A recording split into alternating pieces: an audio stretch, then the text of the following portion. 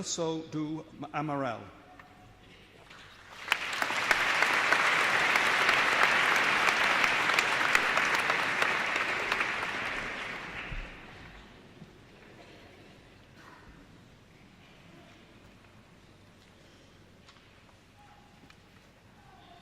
I now call upon the public orator, Dr. Jim Groombridge, to present Hugh Brody for the award of an honorary degree.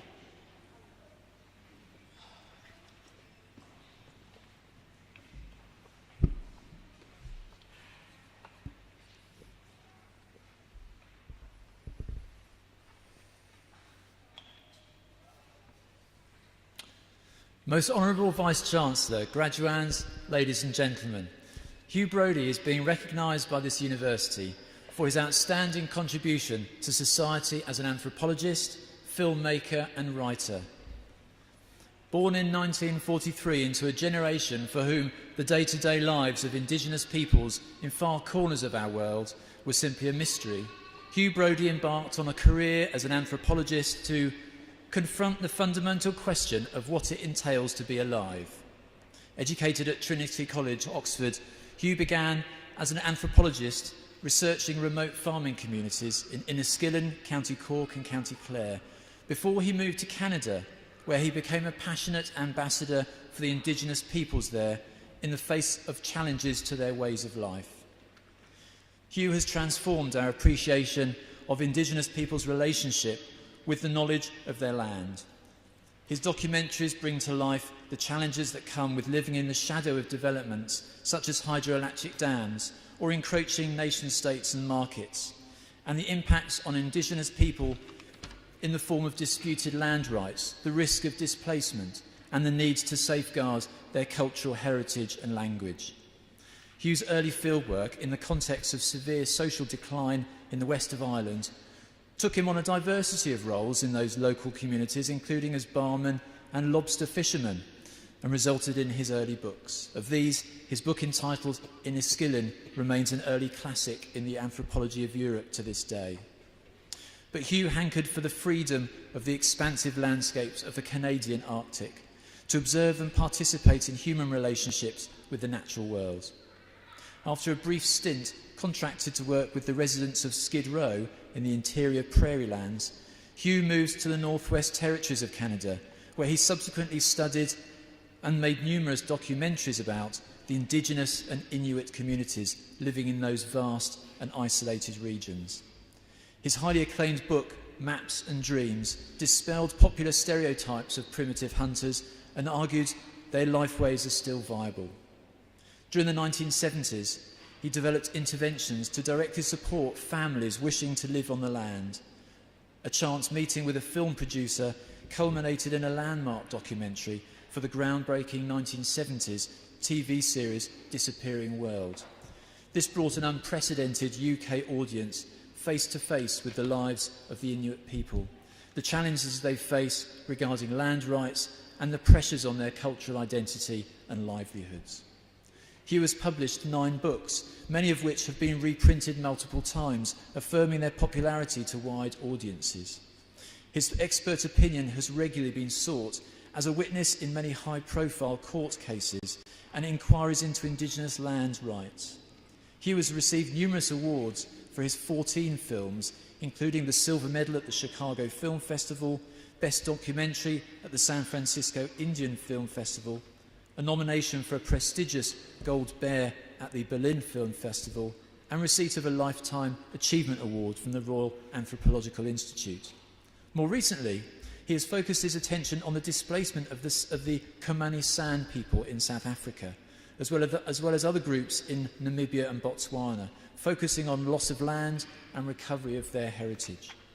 His project, Tracks Across Sand, documents the first and successful land claim of a San community in South Africa, where loss of land, heritage and language are burning issues today. During his career, Hugh has produced documentaries for the BBC, Channel 4, the National Film Board of Canada and the British Film Institute. In 2004, in recognition of his ongoing research and filmmaking achievements, Hugh was awarded a prestigious Senior Canada Research Chair at the University of the Fraser Valley, where he continues to this day. Through long-standing collaborations, Hugh's empathetic anthropological ears and eyes have created a much wider and engaged audience for the shared challenges faced by remote communities. Through his work, he has made a humanitarian contribution to helping them defend land rights and cultural integrity. His work inspires our own visual anthropology students at the university's School of Anthropology and Conservation to create engaged and honest documentaries on issues that matter to them. Each year, Hugh visits and inspires in person through his reviews of their short films at our school's end-of-year film screening. It is clear in our era of digital media that Hugh's kind of filmmaking and engagement is vital to addressing the many crises that we face around the world today. Most Honourable Vice-Chancellor, to you and the whole university, I present Hugh Brody to be admitted to the degree of Doctor of the University, honoris causa.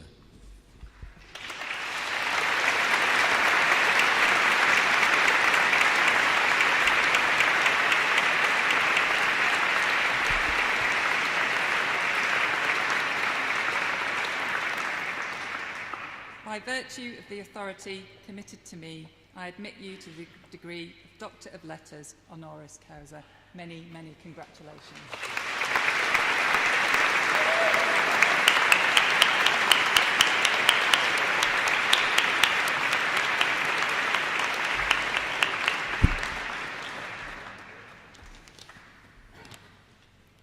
Most Honourable Chancellor, graduates, ladies and gentlemen, I've been lucky enough over the last 5 years or so to spend time with students and faculty at this great university.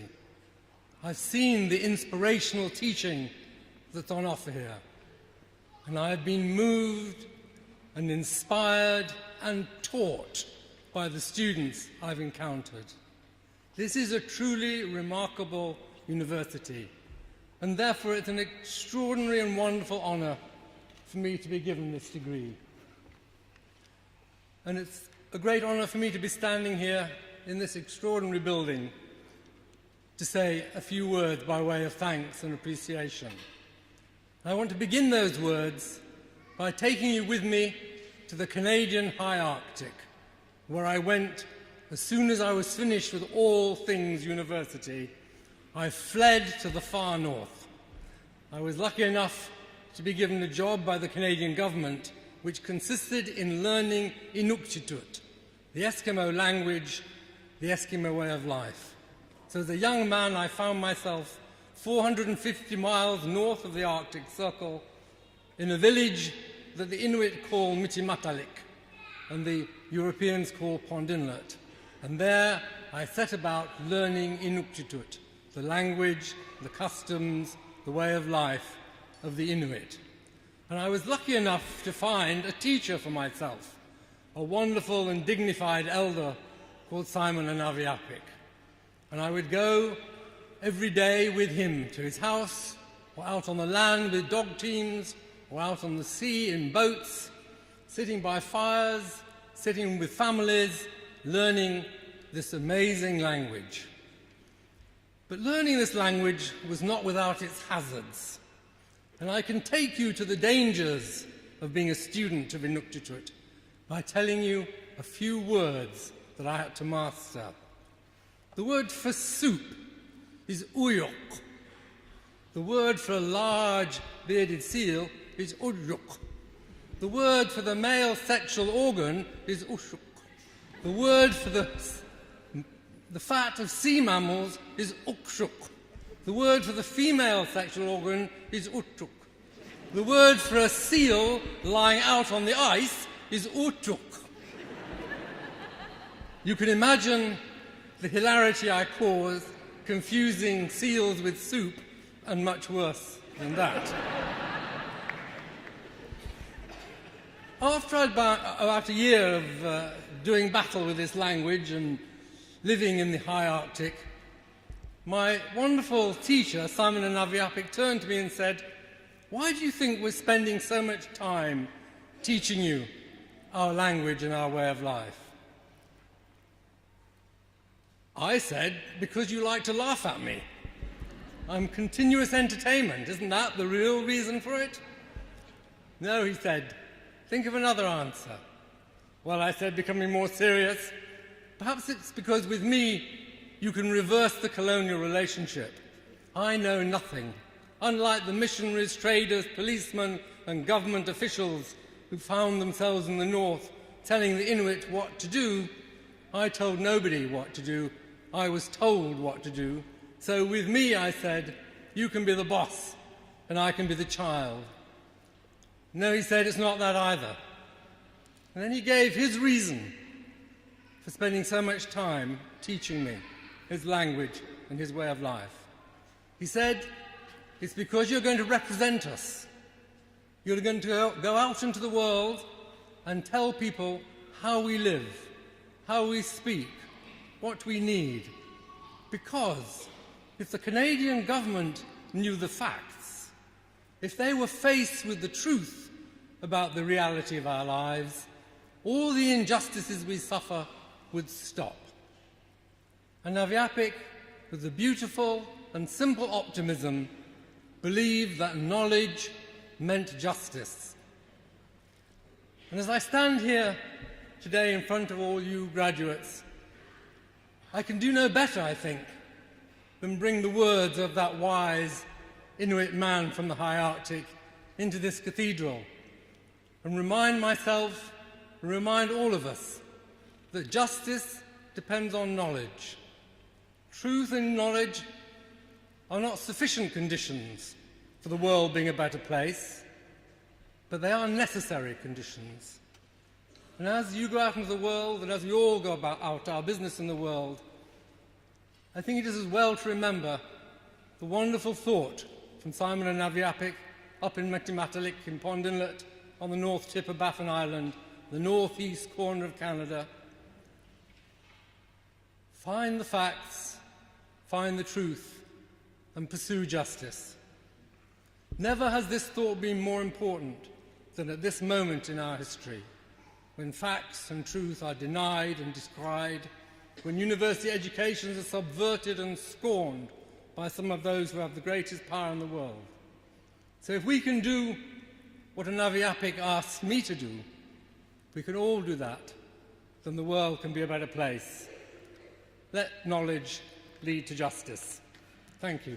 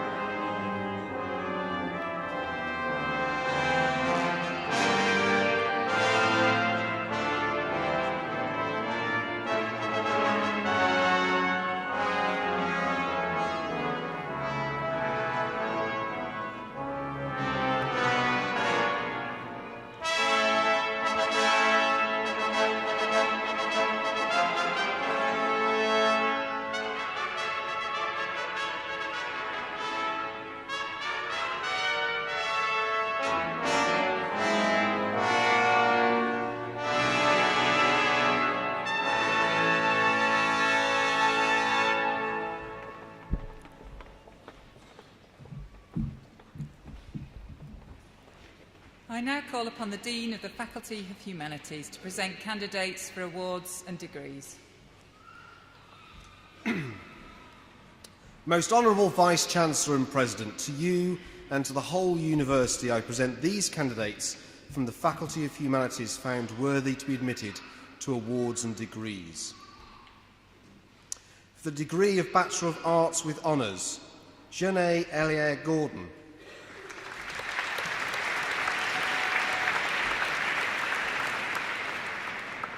For the degree of Master of Arts, Gemma Louise Adams.